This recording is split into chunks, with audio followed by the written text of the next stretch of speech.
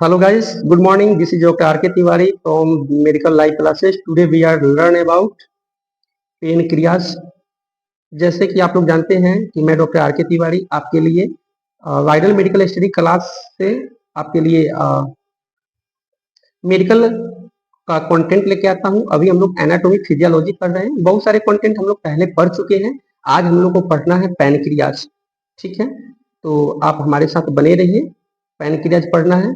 दूसरी चीज मुझे ये बताना है कि बहुत मेहनत से हम आपके लिए वीडियो बनाते हैं।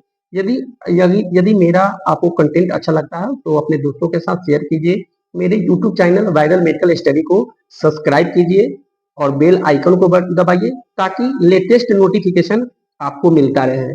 ठीक है, और मेरा एक फेसबुक पेज है, वहां पे भी ये कंटेंट को मैं डालता हूँ, तो मेरे फेसबुक पेज को भी फॉलो कर लीजिए ताकि एक भी अपडेट आपसे मिस ना हो। यह जो वीडियो रहेगा पैरामेडिकल नर्सिंग फार्मेसी के सभी स्टूडेंट्स, या तो आप पढ़ रहे हैं या पढ़ चुके हैं, सभी के लिए उपयोगी है। एमबीबीएस, बीएएमएस, बीयूएमएस, बीईएमएस, बीएचएमएस, सभी पर्सुइंग स्टूडेंट के लिए या पढ़ चुके हैं उनके लिए बहुत ही उपयोगी है। चलिए तो सेशन को स्टार्ट करते हैं। दोनों लैंग्वेज होगा, हिंदी और इंग्लिश, दोनों आसान लैंग्वेज में बताने का प्रयास करूंगा। अगर आप मेरे वीडियो को वॉच करें तो पेपर पेन ले लीजिए ताकि कुछ पॉइंट्स है उसको नोट्स कर लीजिए जो आपके लिए उपयोगी रहेगा। सेशन को शुरू करते हैं। चलिए, हम लोग को पढ़ना है पेनक्रियाज। पेनक्रियाज यानी कि हम लोग बात कर रहे हैं अग्नाशय की। क्या? अग्नाशय। हम लोग अग्नाशय पढ़ेंगे। क्या पढ़ेंगे? अग्नाशय। चलिए, तो अग्नाशय पढ़ेंगे, बहुत ही इजी लैंग्वेज में पढ़ेंगे। चलिए सेशन को शुरू करते हैं। देखिए, ये कहता है, समझिएगा, अग्नाशय यानी कि pancreas is an important digestive organ.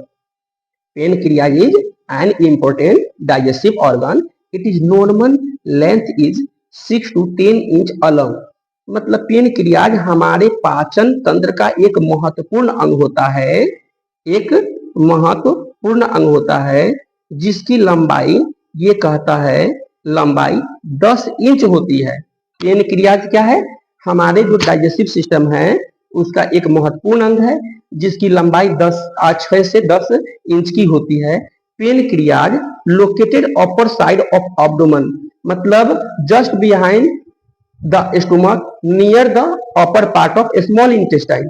Pancreas, ये पॉइंट को समझो आप। कहता है पेनक्रियाज हमारे शरीर में जो एब्डोमेन है, जो हमारे शरीर का जो एब्डोमेन है उसके ऊपर और अमाशय यानी कि जो पेट है उसके पीछे की तरफ होता है। यह छोटी आंत से जुड़ा हुआ था। इंपोर्टेंट चीज क्या है? पेनक्रियाज छोटी आंत से जुड़ी हुई होती है। चलिए इसका स्क्रीनशॉट लीजिए, फिर आगे बढ़ते हैं। फटाफट से स्क्रीनशॉट लीजिए।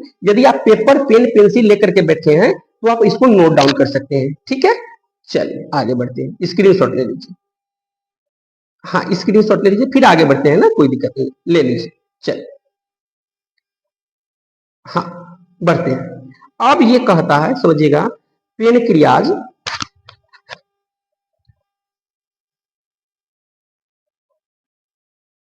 चलिए समझिए इसको। अब ये कहता है pancreas made of network of different tube which is called pancreatic ducts.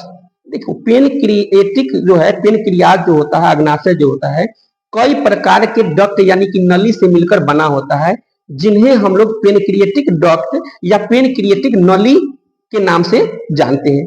Pancreas pancreas also called mix gland. Pancreas also called mix gland because it is work as endocrine gland as well as exocrine gland. बस समझिएगा बात को बहुत ध्यान से।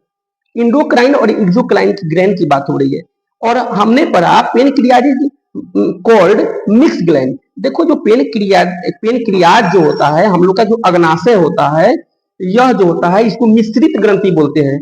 क्योंकि यहाँ पे क्या होता है ना, चीजें मिक्स होता है ना, क्योंकि यह एंडोक्राइनिक और एक्सोक्राइन दोनों ही कार्य करता है ना। जो एक्सोक्राइन जो होता है यह जो है 99% है और इसमें इंडोक्राइन जो होता है 1% पाया जाता है। ठीक है। पेनक्रियाज क्या है? पेनक्रियाज क्या है? अग्नाशय मिक्स ग्लैंड है, और इसमें इंडोक्राइन और एक्सोक्राइन यानी कि अंतःस्रावी और बाह्यस्रावी दोनों ही प्रक्रिया, दोनों ही कार्य इसमें होते हैं। ठीक है, अंतःस्रावी और बाह्यस्रावी दोनों का कार्य होता है, इंडोक्राइन और एक्सोक्राइन दोनों होता है। परंतु ध्यान देने योग्य बातें ये हैं कि इसमें क्या होता है, थोड़ा सा समझिए। इसमें होता है जो एक्सोक्राइन सिस्टम होता है 99% और 1% क्या होता है, इंडोक्राइन होता है। ठीक है, चलिए अब क्या है ना, आप इसका स्क्रीनशॉट ले लीजिए, फिर हम लोग आगे बढ़ते हैं। हाँ, फटाफट स्क्रीनशॉट लीजिए। हाँ, स्क्रीनशॉट ले लीजिए, आगे बढ़ते हैं, स्क्रीनशॉट लीजिए। ठीक, चलिए ले लिए स्क्रीनशॉट। हाँ, आगे बढ़ते हैं। अब इसमें कुछ महत्वपूर्ण चीजें हैं, उसको समझिए। अब इसमें पेन क्रियाज के कुछ भाग होते हैं बाबू। पहला जो भाग होता है उसको बोलते हैं हेड, दूसरा भाग को बोलते हैं बॉडी, और तीसरा भाग को बोलते हैं टेल। यानी कि सर, हेड मीन्स हो गया सर, बॉडी मतलब हो गया शरीर, और टेल मीन्स हो गया पूंछ। ये तीन जो है इसके पेन क्रियाज के मेन पार्ट होते हैं, हेड, बॉडी और टेल। क्या होते हैं? हेड, बॉडी और टेल, यानी कि शरीर, सिर, शरीर और पूंछ। चलिए इसका स्क्रीनशॉट एक लीजिए, फिर हम लोग आगे बढ़ते हैं। हाँ, फटाफट से स्क्रीनशॉट लीजिए। चलिए अब इसमें समझिएगा, चलिए समझिए। इसमें होता है बाबू अल्फा सेल। क्या होता है? Alpha cell. अल्फा सेल को अच्छे से समझिए, बीटा सेल को समझिए, और डेल्टा सेल को समझिए। अब चलिए समझिए, ये जो अल्फा सेल है, कहता है दिस अल्फा सेल, इसकी बात कर रहे हैं, this is produce glucagon hormone is increase the glucose level in blood. देखिए, यह जो है, जो कोशिका होता है ग्लूकोन हार्मोन बनाती है। इसमें क्या होता है? अल्फा सेल में ग्लूकोन हार्मोन्स का निर्माण होता है, जो हमारे शरीर में जो रक्त ग्लूकोज की मात्रा होती है उसको बढ़ाने का कार्य करता है। चलो एक हम चीज बताते हैं, जैसे हम लोग जो भोजन ले रहे हैं, भोजन लेते हैं तो क्या होता है, अच्छे से समझो। जब भोजन लेते हैं तो उसमें से जो ग्लूकोज निकलता है, ऊर्जा निकलता है, ये हमारे लीवर के पास जाता है।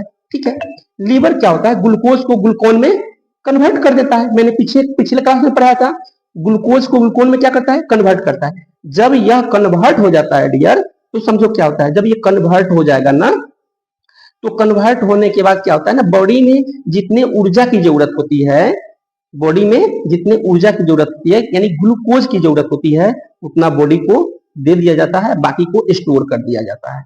कब? जब हम लोग के शरीर में फिर ग्लूकोज की लेवल जब कम हो जाता है, मात्रा कम हो जाता है, उस कंडीशन में बॉडी फिर से रिलीज करके हमें, मेरे सेल को दे देता है, यानी कि अल्फा सेल में कार्य करता है।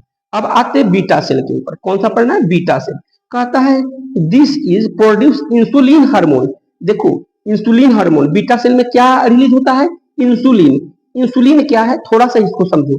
इंसुलिन जो होता है ना, देखो, जब कोई व्यक्ति चीनी का मरीज हो जाता है, जिसको चीनिया बीमारी बोलते हैं, क्या बोलते हैं बाबू? चीनिया बीमारी बोलते हैं। जब किसी को डायबिटिक होता है ना बाबू, क्या होता है बोलो? डायबिटिक।